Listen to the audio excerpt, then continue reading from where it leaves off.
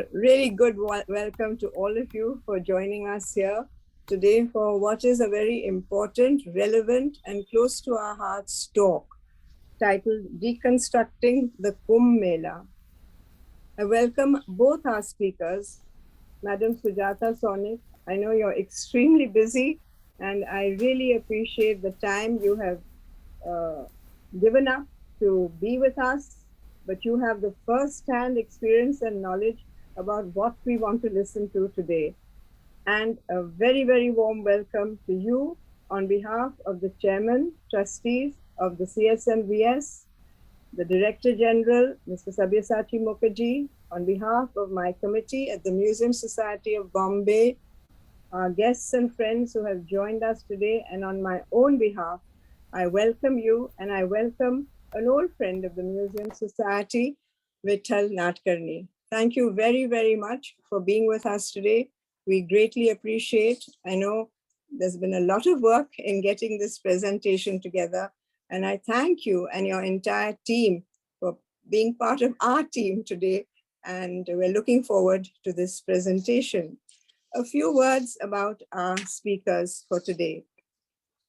Sujata Saunik is absolutely a dynamic public servant, a civil servant with over 3 decades of public policy and governance experience in healthcare, finance, education, disaster management, and peacekeeping at the district, state, and federal levels, and in international organizations as part of the Indian Administrative Service and the United Nations. We couldn't have had a more worthy speaker joining us today. Welcome once more, Sujata. We're really privileged and we're looking forward to hearing you. And Vithal Nadkarni, everyone knows him. He's always in and out of the museum as well. He's a writer with over 4 decades of experience with some of the world's biggest brands, including Times of India, American Association for Advancement of Sciences, and All India Radio. Vithal is a recipient of the Alfred Friendly Press Fellowship. He's a Salzburg and 21st Century Trust Fellow. He's committed to bridging the arts and sciences divide. Nadkarni's latest book is a coffee table biography on this wonderful river, Narmada. And what are we going to really hear today in Deconstructing the Kumbh Mela? Well, let me tell you, it's many minds and many hands. How the Kumbh was secured, or another title, it's a case study for safeguarding Simhastha. A very important part of the calendar of events in our country. In 2015, the Simhastha Kumbh Mela festival made history in Nashik. A miracle of flawless safety record of public health was attained. Millions thronged to what is one of the world's biggest peaceful gatherings. Millions, and not a single person went missing, nor were there outbreaks of ill health or pandemics. How was such a feat of social and public safety achieved? The then State Health Secretary, our honored speaker today, Sujata Saunik, who led a multi-talented team towards its success, celebrated the experience in the book, Deconstructing the Kumbh, a Public Health Perspective. It was released in Delhi in December 2021 with a documentary under the UNICEF sponsorship. Senior writer Vithal Nadkarni, who took part in it, evokes visions that meld ancient myths and spirituality with the latest science and administrative savvy and technology. I don't wish to stand between the guests who have joined us and our speakers. I would like to thank Professor Anita Rane Kothare, who will be giving the vote of thanks on our behalf at the end of the talk. And last but not the least, I really, really want to thank our young technical team. They have done a professional job, over 95 Zoom calls, Zoom events, I think. So Professor Jason John, who leads the team, Yashraj, Mrinalini, Aishwarya, Marju, all of us who are here with us today. Thank you so much, tech team. And now I hand the speaker over to you. Thank you. Sit back, enjoy, and relax and learn what happens in a large country like ours when we have a large event like the Kumbh. Thank you very, very much. Thank you. Let me start by thanking Dr. Firoza Godrej and her wonderful team at the Museum and Society for having us here. As you know, the title of our presentation today is Deconstructing the Kumbh. And as Firoza told us, what a delight it is to have this distinguished bureaucrat, Sujata Saunik ji, with us. Next slide, please. Celebrating collective zeal. Yeah. Showing the jacket of the book, which is the focus of the Samarambha today.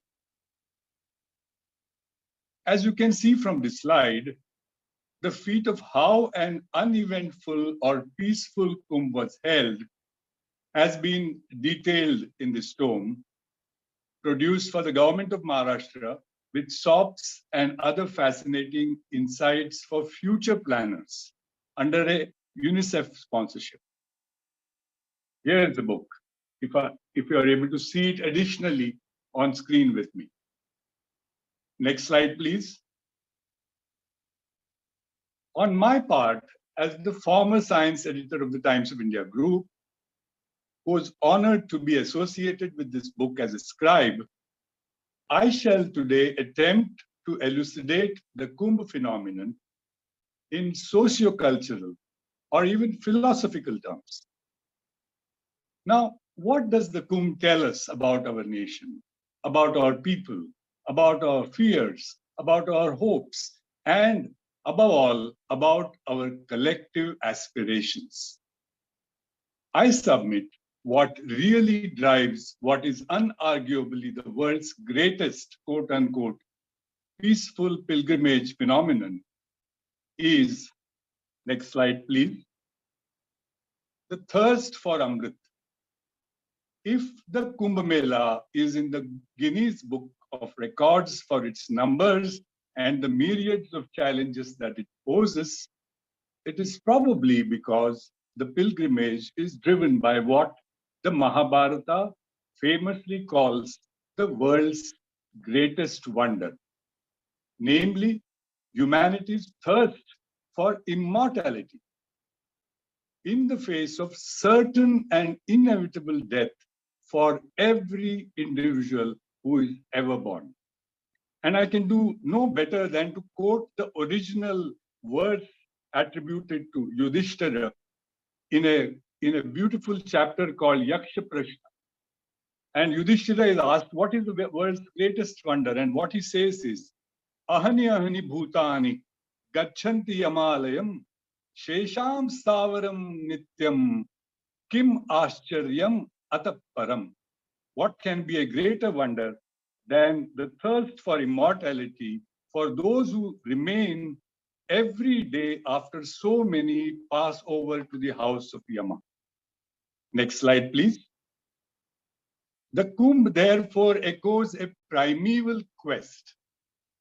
The myth of the pot or the pitcher says chaos was deliberately unleashed by the gods and the anti-gods in India in primeval times. They churned the cosmic ocean with a mountain called Meru as a churning rod wrapped up with a giant snake called Vasuki Naga. 14 treasures, including the moon and the goddess of wealth, Lakshmi, and Amrita, the nectar of immortality, were recovered from the ocean's depths. Now, as you know, temples all around South Asia, especially Cambodia, Thailand, Indonesia, celebrate the theme of Samudra Manthan in their artistic heritage and cultural traditions. Next slide, please. What I present to you now, if I may say, is a heady brew of myth and science. For the Kumbh Mela promises a spiritual makeover to the devotee. What with a mere dip in the sacred waters, supposedly surcharged with the nectar of immortality, based on an ancient and a hoary and an enduring myth, you can get rid of all your sins, all your guilt, etc. And as a bonus, you can meet sants, you can get satsang, and you can yourself enjoy at a massive mela what saints like Kabir called Jag Darshan Ka Mela, a global mela. That, in short, is the USP of the Kumbh. Next slide, please. A symbol of order out of chaos. Now, why do I reverse the order of words? Because according to Western cosmologies, in the beginning was chaos. Then came the word or order. Whereas here in India, the gods and the anti-gods control chaos to generate infinite health and wealth for everyone. That, my friends, is the epic allure and the mythic magnetic pull of this grand festival. Next slide, please. Now, you might ask, what does one do at the Kumbh? In actual practice, the ceremony revolves around ritual bathing at one of the 4 locations in northern India. In our case, we focused on the Kumbh at Nashik, on the banks of the holy river Godavari in Maharashtra. Next slide, please. What I am going to argue here is that the Kumbh represents ultimately the triumph of life. From a Western perspective also, the Kumbh can perhaps be looked upon as a validation of what Sigmund Freud, the father of psychoanalysis, called the life instinct. The Kumbh thus represents the triumph of life or the victory of Eros, the god of love, over Thanatos, the god of death. Next slide, please. Now, I am also going to argue that Mount Meru that the gods used as a churning rod can also be looked upon as a pyramid of worldly needs. Such a perspective also vibes very well with the Western model proffered by the famous psychologist Abraham Maslow. Maslow speaks of life's pyramid of needs, starting with the basics, ultimately ending with the need for self-transcendence and meaningfulness at the very pinnacle. Next slide, please. Now, ladies and gentlemen, may I present the world's greatest wonder, the second one. There are many facets to mankind's fascination with immortality, one of which the Hungarian scholar Mircea Eliade dealt with in his Princeton University magnum opus, Yoga, Immortality and Freedom. Sikhism also speaks of Amrit, as do myriad other faiths. But today's focus is on this book, which I'm happy to share with this distinguished audience, is that it is being translated into Hindi even as we speak for a bigger audience. Next slide, please. Next slide. Now here we come to the serpent within, the Kundalini and her inner ladder of lotuses of illumination, which we are seeking from our distinguished participant, Sujata ji. Next slide, please. Which is really about the saga of safety. Here I'm going to stop, uncharacteristically for a talking head or an anchor, and bring in Madam Sujata Saunik ji for what I'm sure will be an illuminating and enriching presentation on the challenges and rewards of managing such a gargantuan public festival. Madam, we would perhaps like to start with questions like why Nashik? What exactly were the particular challenges posed by factors such as location, weather, logistics, even cultural stands? Over to you, Sujata ji. Thank you so much. Thank you so much, Vithal ji, for this opening, and thank you, Dr. Godrej, and all the distinguished guests today, including our second participant, Mr. Partha Chakravarti. I'm making my debut on the Museum Society talk show, and actually I'm very excited about this opportunity to present to you the kind of work we did.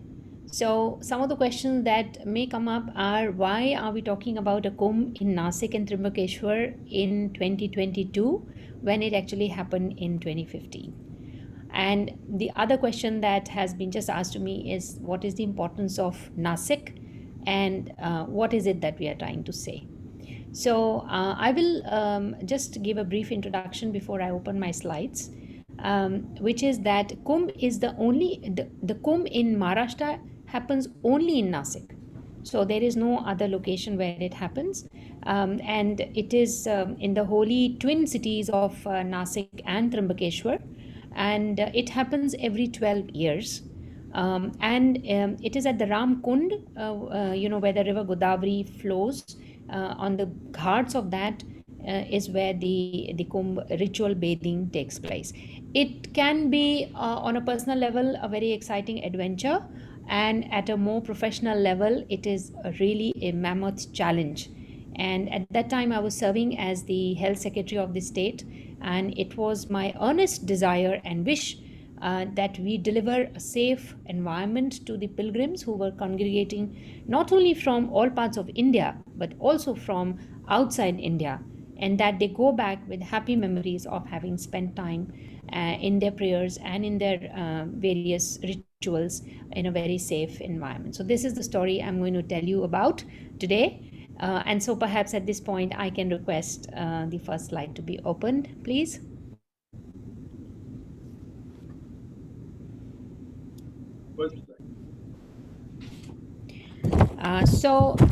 Yes, thank you so much. So a very important fact that I would like the audience to keep at the back of their mind is that this festival in 2015 drew about 25 million people from all parts of the country and the world, and the crowd density in the 3 months, and that was the peak of the monsoon between July to September, was akin to having 3 times the population of New York City crammed into 1/6 of its space. So that's just an anecdote that I wanted to start with.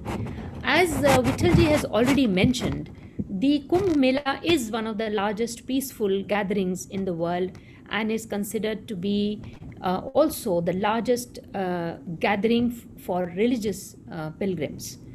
And as I said, this was attended by 25 million people. So it throws mammoth challenges in terms of organizing and planning and delivering on the public health perspective. And it was a multi partners team that worked very hard for months together. In fact, the preparations start almost 2 years before the actual Kumbh. And a lot of funds are placed for putting together the required infrastructure in the city. Next slide, please.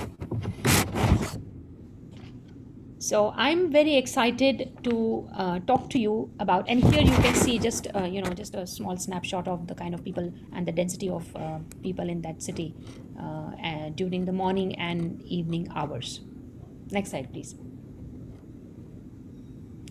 So I think for the first time ever, we actually looked at, can we use some tech tools and can we create uniformity in our clinics, and can we place them at appropriate locations So we did study past patterns of events in the earlier Kumbhs. Though 12 years is a long time, you can always be surprised. And we also try to give it the same look so that people can identify it easily. And we introduced something called M Counter, which was a disease surveillance system in the 39 health clinics that we had set up. And this surveillance system was a partnership between the Harvard Chan School of Public Health, led by Dr. Sachit Balsari, who is also from Mumbai. He did his medicine from the Grant College, and he approached us and asked if he could bring in a team to do live tracking of patients walking into the clinics and coming for various ailments and complaints. And at that point, because we could not use government funds for these kind of experiments, we requested UNICEF to come on board. And they sponsored the entire project from then on. So the rest of the Kumbh Mela infrastructure has been developed with the government funding, but M Counter as a real-time tracking system by using mobiles to feed into a large digital system which could show tracking of patients coming from all the 39 clinics and give us a sense of what kind of ailment or what kind of complaint was coming from which area. And then we got a snapshot, because all the data was coming in a snapshot, and we could accordingly respond. So it meant harnessing of the 3 C's: coordination, cooperation, and collaboration. Multiple departments and stakeholders and agencies worked together. As you can see in these pictures, there was an emergency control room set up, and all key departments had their representatives doing 24/7 duty on these tables, and they were making sure that the tracking was being done at that point. And they were not only communicating effectively with each other, but they were also communicating effectively with the public at large, because we had put in place a system to deliver messages to the people also. So several doctors were trained and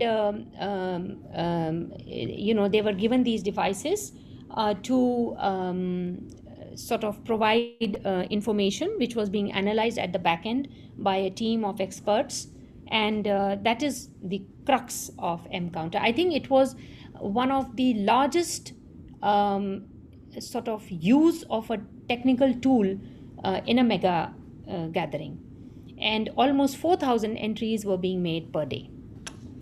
Next slide, please. So the most important thing that I want to mention here, aside of M Counter, which we sort of piloted in this Kumbh, is about the Sadhugram. Now, in most of the other 3 locations, particularly in Allahabad and also in large events that happen outside the country like the Hajj, there are permanent structures that have been set up over time which cater to the inflowing population which is coming to celebrate that event. Whereas in Nashik, due to the location and the size of the city, we do not have a lot of permanent structures. We create a temporary city by itself, which is called Sadhugram. It primarily caters to the Sadhus who come for their rituals. It also caters to the local people who come to also enjoy the spectacle, and it caters to the pilgrims that converge on that location from all over the country and the world. And so there is infrastructure which is primarily residential, and also it takes care of things like food, water, and other sort of important locations for people to gather and celebrate. At the same time, it provides connectivity within that city to reach from one location to another. So it's a big sort of almost like planning a city once again. And the challenges, of course, are to provide clean water, to make sure there is electric supply throughout, and there is also proper management of food and waste disposal. So these are some of the things that one has to plan for. Now, Vithalji mentioned, the Vasuki snake. And I just thought I should make a mention of this, and I'll tell you why I'm mentioning this. Anti-venom medication is always stocked in both the Sadhugram, in both the cities Nashik and Trimbakeshwar, because of the fact that there is agriculture land nearby, which could lead to snake bites. And the irony of this is that this allopathic anti-venom is required to save lives in a festival that celebrated a mythological nectar of immortality, and the snake Vasuki having played a prominent role in getting this nectar. So that's a bit of history and the present, mixed together for you. So in 2015, there were almost 297,000 sadhus who stayed in this city. And we made sure that we put in place systems that could help us to ensure that there was never any overcrowding in any area. So we follow the principle of hold and release, and manage different segments of that city in this manner.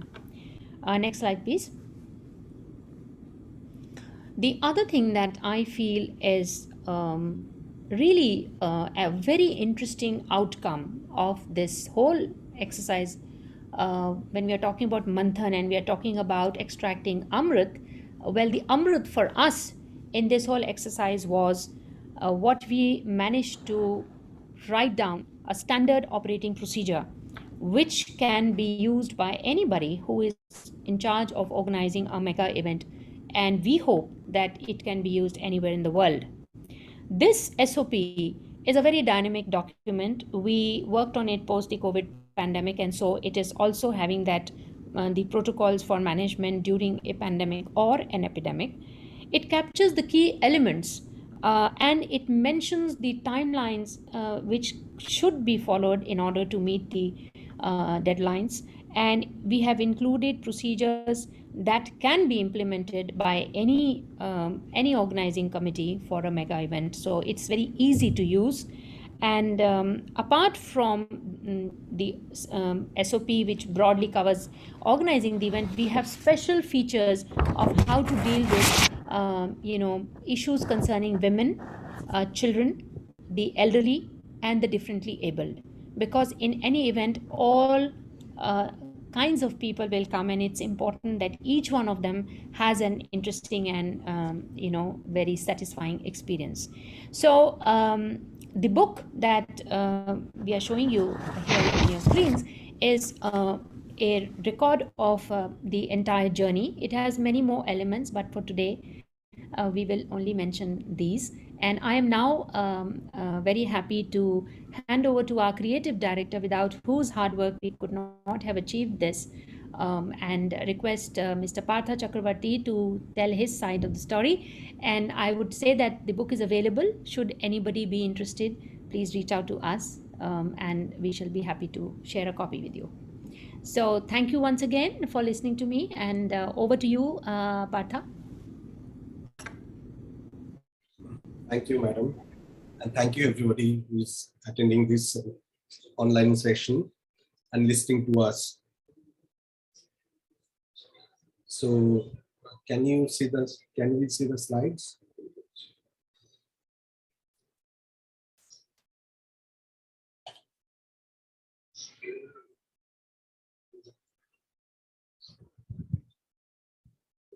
Yeah.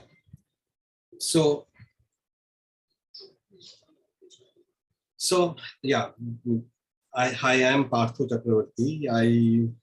I was the project director for the book, as well as we made a film or films on the same thing. Now, Kumbh Mela is infamous for its accidents, mishaps, and health crises. Nashik Kumbh Mela of 2015, for the first time ever, concluded without any such incident, and there was no ordinary feat of achievement. There must have been many things which went right, which needed documentation and needed to be told. There I came. So as a project director, I came on board after the coup, almost 6 months after the event. Initially, we actually underestimated the scale and volume of the activity we got into. Soon, it was total immersion. A roiling ocean of data of varied formats, sources, language, coding. Not many of them were in vernacular language, Marathi or Hindi. Making sense of such huge volume of material, presenting them in meaningful, understandable format was a huge challenge for us. We did hit the drawing board again and again to find our way, and we are getting lost literally several times during the process. There are a few points I would like to mention. Over here, my key takeaways are the organization of Kumbh Mela was very different from this. The Nashik Kumbh Mela was very different from any other Kumbh Mela. Like in Nashik, unlike others, in Nashik, there is no special body or governing body is created. Rather, all existing government departments, they came together and functioned in unison in a way. They functioned such a in sync and made the whole thing happen. Along with their daily or routine activity.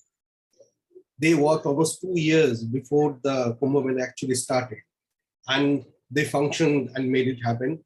And post Kumbh also, they had to bring the city and the locations back in former condition and needed to be handed over to the city government as well as the landowners for the future use.